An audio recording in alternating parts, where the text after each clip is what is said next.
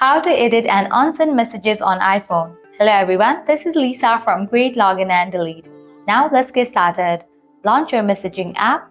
Here we go. Now head towards any of the conversation where you want to edit or delete the message.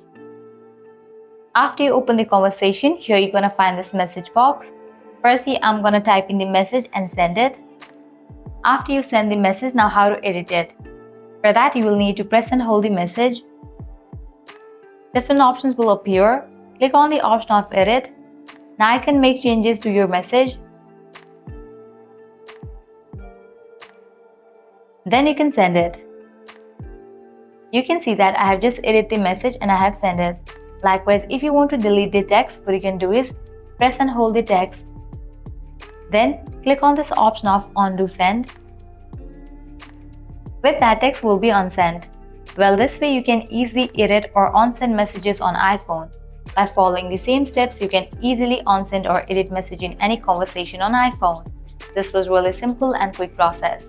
At the end, if you guys find this video helpful, don't forget to like, share and subscribe to our channel. Thanks for watching.